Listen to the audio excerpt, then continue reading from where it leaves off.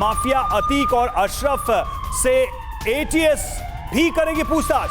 अतीक के अंतरराष्ट्रीय कनेक्शन की जांच करेगी एटीएस। और देखिए, अब टेररिज्म का एंगल भी इसमें आता नजर आ रहा है। पाकिस्तानी असलहों की तस्करी को लेकर एटीएस पूछताछ करेगी। आईएसआई कनेक्शन के साथ आतंकी संगठन लश्कर तैयबा से संबंधों को लेकर पूछताछ होगी और एटीएस की टीम अतीक और अशरफ से पूछताछ के लिए जल्द पहुंचेगी प्रयागराज। कभी भी एटीएस अतीक और अशरफ से पूछताछ शुरू कर सकती है। अभी फिलहाल अतीक और अशरफ 17 अप्रैल तक पुलिस की कस्टडी में है। तकरीबन 200 से ज्यादा सवालों की लिस्ट बनाई गई है। एटीएस ने जो अतीक से पूछ सकती है, एटीएस इन सवालों का जवाब पूछ सकती है। 200 से ज्यादा ये क्वेश्चंस हो सकते हैं। विपिन, अब मामला बहुत आगे जाता दिखाई दे रहा है। एटीएस का इन्वॉल्व होना, इसका मतलब है कि बात सिर्फ स्थानीय अपराध या स्थानीय पुलिस तक नहीं है।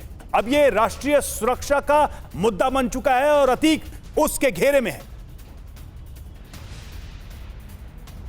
बिल्कुल, 12 अप्रैल की पूछताछ में अतीक ने जिन जिन बातों को कहा है उसको सुनकर एसटीएफ और यूपी पुलिस के कान खड़े हो गए। इसीलिए इस पूरे मामले में एटीएस को इन्वॉल्व किया गया है। रिमांड में इस बात को मेंशन किया गया है। एटीएस के अधिकारी संभवतः प्रयागराज के रास्ते में है और कुछ अधिकारियों के प्रयागराज में होने की बात भी हमारे सोर्स कह रहे हैं। एटीएस ये जानना चाहती है कि जिन पंजाब के जिन इलाकों से उसने हथियार उठाए हैं, जिस आईएसआई कनेक्शन का जिक्र किया है, लश्कर तैयबा का जिक्र किया है, इनसे कनेक्शन के तार कहां से जुड़े हुए हैं। कौन से ऐसे लोग पंजाब में बैठे हैं जो इससे कम्युनिकेट कर रहे हैं। पंजाब से हथियार उठाकर इसको कौन देता था। पाकिस्तान में बैठे किन किन लोगों से इसके संपर्क हैं, कैसे ये उनसे संपर्क साधता था। ऐसे लगभग 200 से ज्यादा सवाल हैं जिनके जवाब जानना बहुत जरूरी है और वेरीफाई करना जरूरी है कि जो अतीक बोल रहा है क्या वो सच बोल रहा है। अगर ऐसा है तो उस इंटरनेशनल कनेक्शन को खुलासा करना जरूरी है और इसीलिए एटीएस की एंट्री हो गई है अब इस पूरे हत्याकांड में। बिल्कुल, और जो कल खुलासा हुआ कि पाकिस्तान से हथियार खरीदता था, असद के पास से भी कई विदेशी हथियार बरामद हुए हैं जब उसका एनकाउंटर किया गया।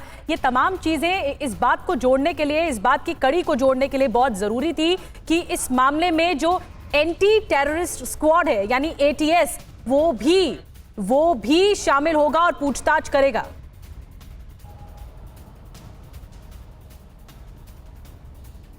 विपिन जी हाँ, बिल्कुल